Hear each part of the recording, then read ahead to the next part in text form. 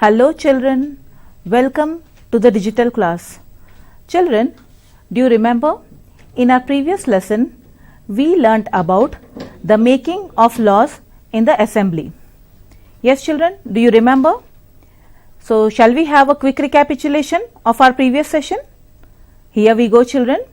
In our previous chapter we learnt about the making of laws in the assembly. There we dealt with the number of constituencies in Telangana state. Then we learnt about the election of MLAs and the formation of government.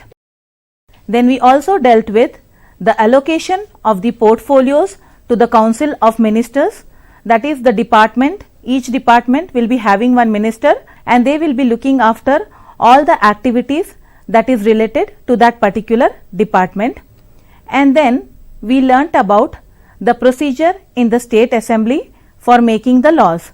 There we have taken one example wherein the two parties will be there. One is the ruling party and another is the opposition party, and the ruling party will be giving all the pros and cons of the laws which is to be made for the betterment of the state, and that was all decided with the help of all the ministers in the assembly. So that is all we learnt in our previous chapter. It is all about the making of the laws. Now there children, we learnt how the laws are made by the ministers. Ministers are the elected representatives whom we have elected through the right to vote. With the elections, they have won the elections and they have become the ministers. So there we learnt about how they will be making the laws in the assembly. Now children, the laws are made, but you will be wondering how the laws which are made in the assembly are implemented. Do you think the people who will implement these laws are also elected the way we elect the representatives, or do you think once the laws are made will be directly implemented by the people themselves? Yes children, do we do that? Once the laws are made, do we start implementing it on our own? No, right? So today we will be learning about how the laws that are made in the assembly is implemented by us, that is people, in the district and in the state.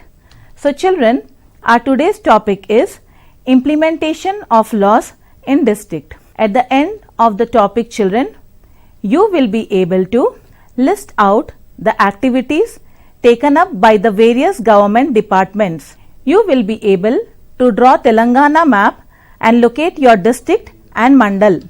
You will be able to suggest some measures to preserve the groundwater. You will be able to explain the duties of Mandal Revenue Officer, that is MRO, and Village Revenue Officer, that is VRO. And you will be able to write the features of Andhra Pradesh Water, Land and Trees Protection Act of 2002.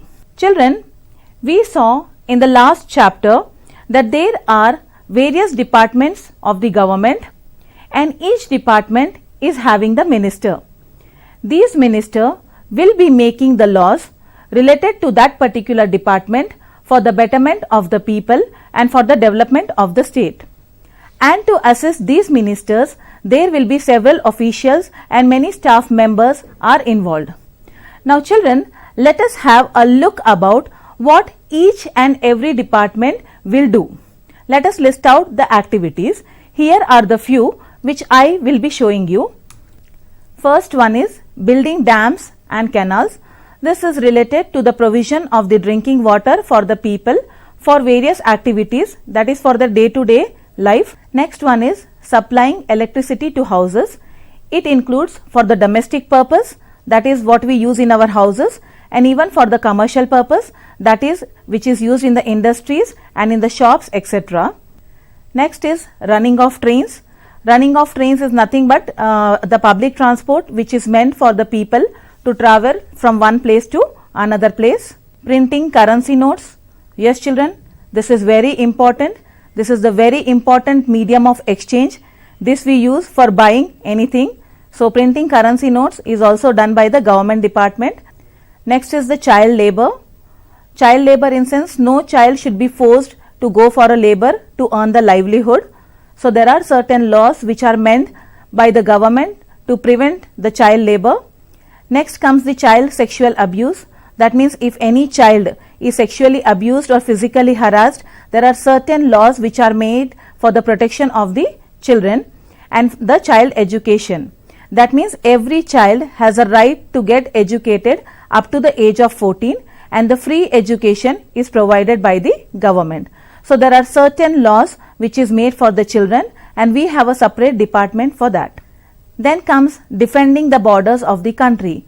It will also include the borders of the state as well, children. So there is a separate department for the defense, because we may have a threat of getting our country attacked by our neighboring countries. So well, in that case we have a separate department and a ministry who will be taking care of defending the borders of the country. So all these various departments will be having their head offices in the state capital. Well, coming to our state Telangana, most of these departments will be having their head offices in our state capital, that is Hyderabad. Here all the officials will be sitting and making the plans regarding the implementation of the laws which are made in the assembly. Now see children, it is not possible to carry out all these activities among the state. So the state will be divided into number of districts, and each district will be having their own departments, and they will be looking after the implementation of laws in their own districts. And here children, when talking about our own state Telangana, we have 31 districts, and all these districts are having the collectors and magistrate who, in the coordination with all the heads of the department, will be carrying out the laws which are made by the assembly. So children, till here we learnt about who all are the people who are involved in the implementation of laws. So children, let me explain you about the implementation of these laws with the help of one imaginary village. Here I am taking an imaginary village. This is not there in our Telangana state, children. It is just an imaginary village, and the name of the village is Nallavaram. So children, here I will be explaining you about the implementation of these laws in a district, and here I am going to take an imaginary district, and the name of that district is Nallavaram. Nallavaram is an imaginary district, children. It is not there in our Telangana state. And these Nallavaram district is divided into 4 mandals, that is Garipalli, Gurthur, Mallepalli and Narasapet. And here if you will see this map, children, you will find that each mandal is divided into number of villages. Now children, for these district we are having one magistrate, district magistrate, and her name is Manisha Nagle. Now children, let us see her lifestyle, that is what are her daily routines. So here we go, children. Manisha Nagle reaches office every morning at around 10:30. Then she will be carrying out all her day-to-day activities, and she will be checking her schedules. At around 11:30 every morning, she will be having the meeting with the various heads of the department, and these heads will be giving her the report about the activities that they have carried out during the previous month. In return, she will also try to find out if they have come across any kind of a problem while carrying out that activity, and if any problem is there, she will try to sort it out. And these meeting with the various heads of the department will continue up to 2 o'clock. After the meeting, she goes through the files which is already stacked on her desk. Each file deals with the activities of the different departments. She reads them and writes her comments or orders on them, and it is about 3 p.m. when Manisha Nagle finished looking all the files. At 3 o'clock, she will be meeting the people of her local area, the people who are belonging to her district. They will come to her and discuss about their problems. She will also try to solve the problems if it is into her limits. If not, she will suggest them the channel, the proper channel through which they can solve their problems. So this is all about her day-to-day activities, children. That is every day going to the office, meeting heads of the department, checking the files, meeting the people, etc. But children, on some days, some emergency will arise. That is, a kind of accident may happen in the district, or sometimes there will be a kind of a natural disaster. Now children, let us see what are her duties on such specific days. Okay, so here we go children. One day at around 5 AM in the morning, she received a phone call from a town in a 𝗧𝗧𝗏𝗃 mandal. The fire has broke out in the cotton ginning mill. The fire brigade has already reached the spot and the people are trying to put out the fire in order to stop spreading it from the nearby areas. After listening about the incident, Manisha Nagle has immediately started to reach the spot. Along with her, she was accompanied with a civil surgeon and a police superintendent. At around 7 AM in the morning, she reached the accident site and she has found out that the fire is put out. The municipal chairperson and the police officers were already available there and they gave them the report about the damage that has occurred due to the fire. The chairperson told her that 2 laborers in the mill had suffered severe burns and had been admitted to the hospital, and a few houses nearby had also been burnt down. After listening about this, Madam Nagle announced a compensation of 10,000 rupees each to the owners of the houses which were burnt and promised to inquire into the causes of the fire. The collector then visited the injured laborers at the hospital and she also announced a relief payment of 20,000 rupees each to the 2 laborers.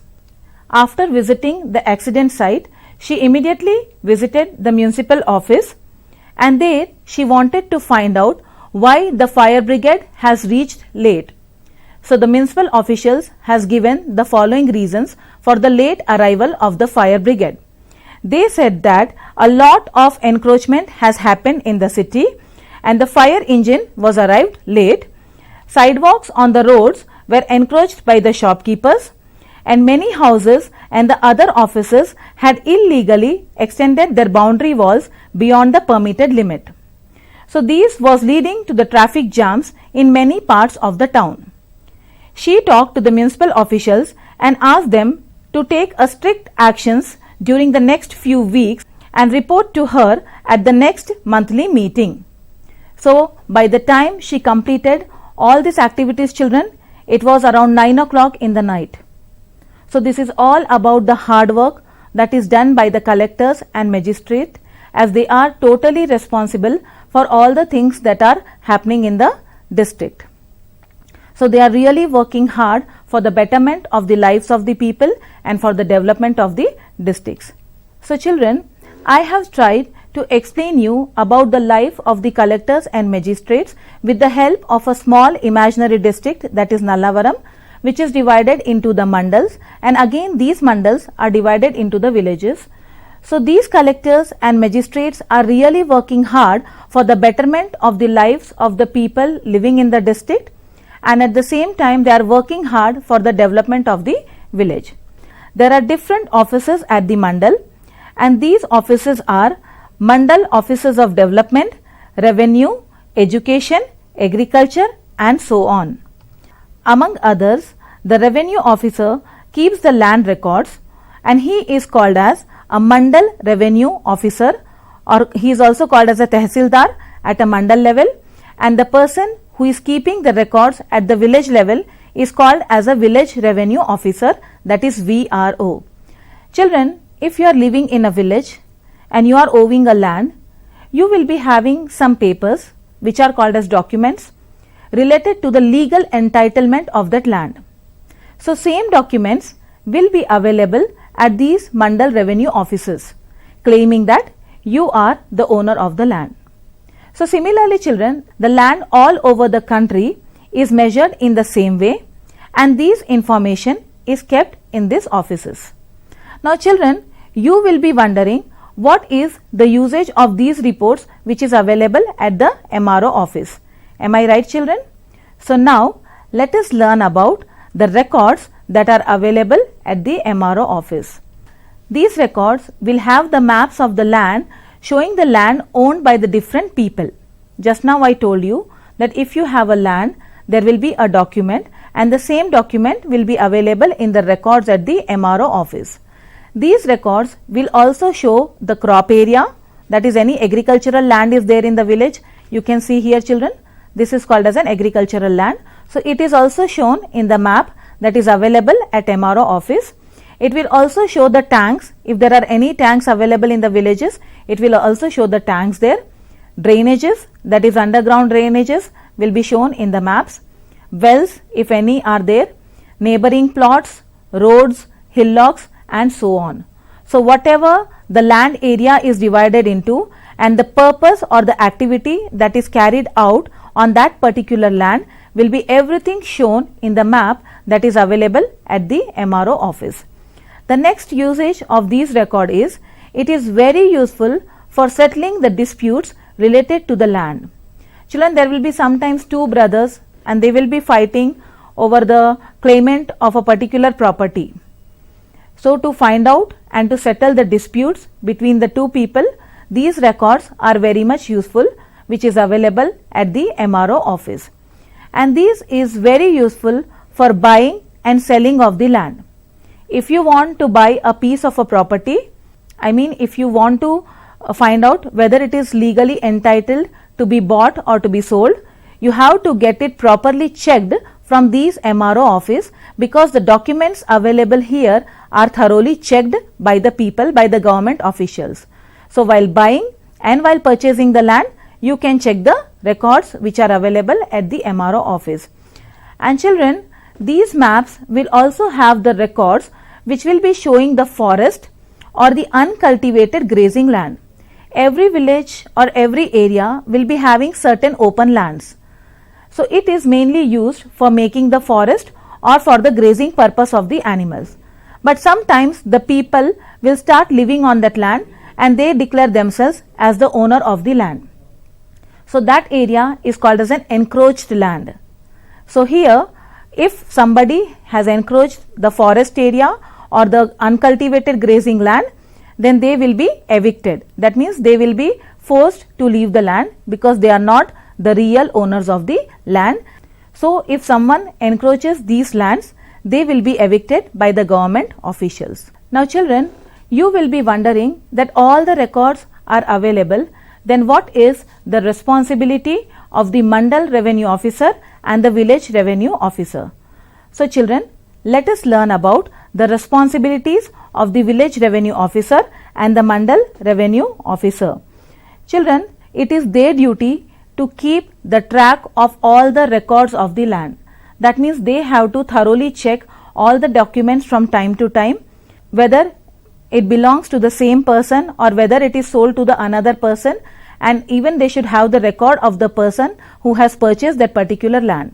So all these records has to be maintained by the Mandal Revenue Officer at the Mandal level and Village Revenue Officer at the village level. So even children, if the general public wants to know about the track of these records, even they can easily get it through the 𝗎 services. These certificates are available at 𝗎. They can collect these certificates from 𝗎 by paying a nominal fee. This is not only related to the land children, even the other activities are also carried out by the 𝗎, that is the updating and the issuing of the ration cards. Ration cards are the cards which is given by the government so that the people can procure certain food grains from the public distribution system. So these cards is issued by these 𝗎 centers. They can procure the card from here and they can purchase the groceries from the public distribution system. So now children, let us learn about how these laws are implemented. To understand about how the laws are implemented, we should first know about the actual law.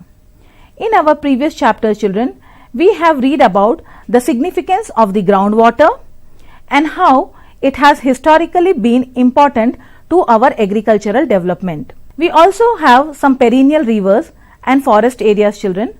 That means we don't have any necessity to dig the bore wells because we have a perennial rivers, and because of these rivers we have the water availability all the time in the year, but still we are digging the bore wells. So if suppose we are digging the bore well beyond that, in the long run it may not be viable to have irrigation or the drinking water. That means now we all are very happy, but the future generation will face the problems because of our deeds in the present times. So here children, it is important to protect these resources for the benefit and the survival of the next generation, and in this connection the government of Andhra Pradesh has enacted the Andhra Pradesh Water, Land and Tree Protection Act in the year 2002, and it is being implemented since 19th April 2002.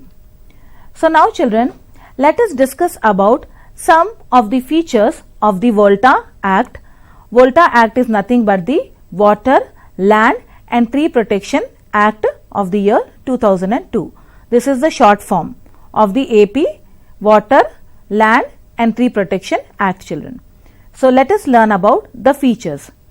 The first feature of the VOLTA Act is, if you want to dig the borewell either for your agricultural purpose or for the domestic purpose, you need to take the permission from the Mandal Revenue Officer.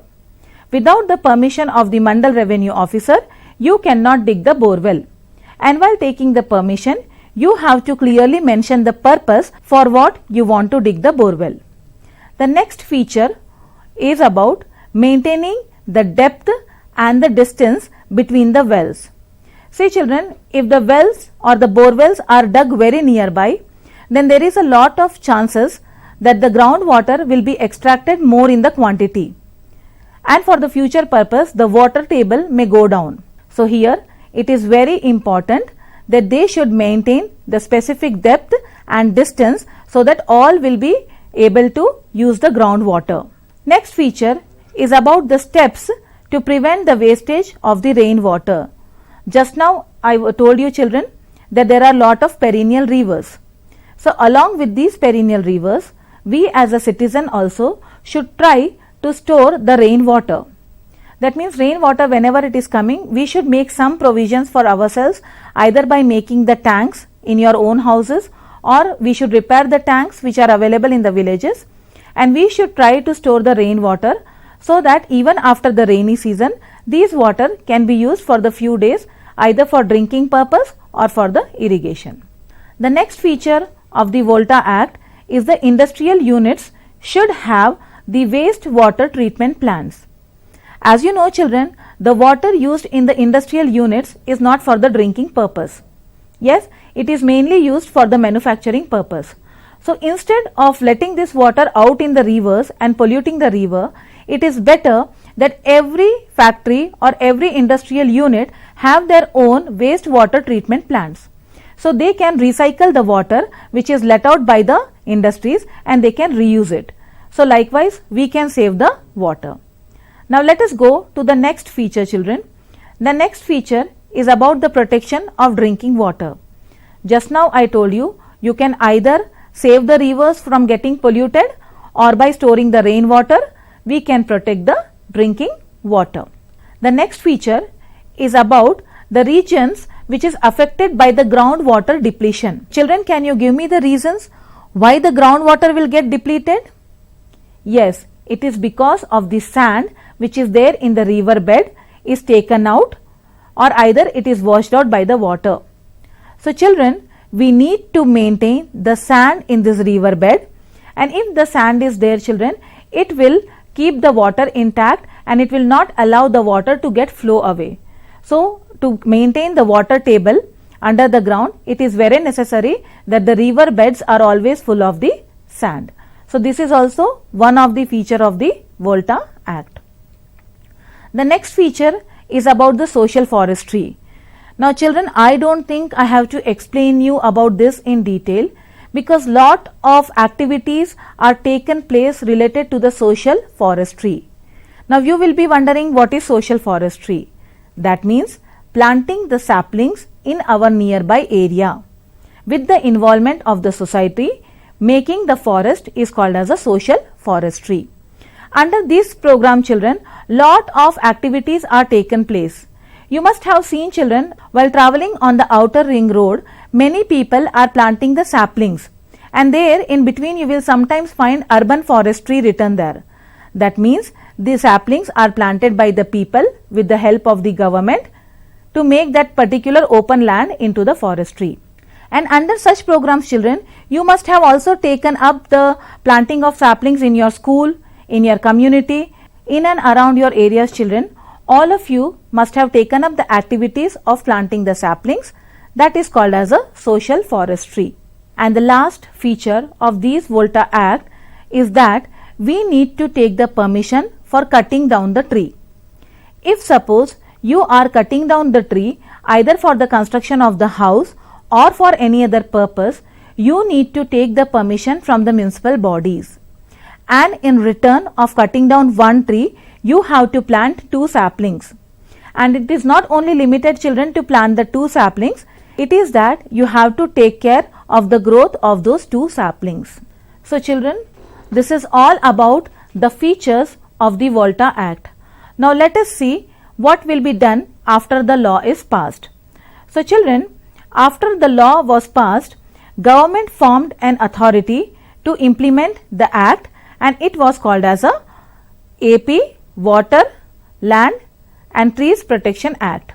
Now children, to carry out this one act and for the implementation of the laws related to the act, there are several departments which is involved.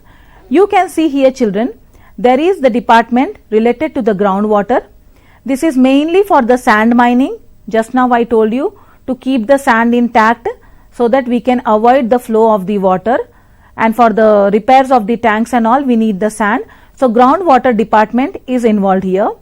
The another department which is involved is the municipal administration and the urban development department.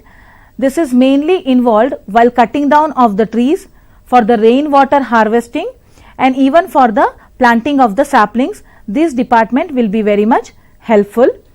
The another department which is involved for implementation of these law is mines and the geology department. This department is related to the sand mining. While the repairs of the tanks and all we need the sand, so this department is mainly related to the sand mining. And there is the forest department. This department will give the permission regarding the planting of the saplings, what type of trees or the plants has to be planted by the people. That is, either it can be a medicinal plants, a flower plants or the fruit plants, and the supply of those plants will be taken care by the forest department. So children, did you now understood how the carrying out of one law includes so many departments? So likewise, children, for carrying out any law, there are many departments which are linked with each other, and with the coordination of all this department, one particular law will become an act. So children, we are all living in a democratic country, and the one advantage of the democratic country is that we are having the right to elect our own representatives, and these representatives will work for the betterment of our own lives and for the development of the country.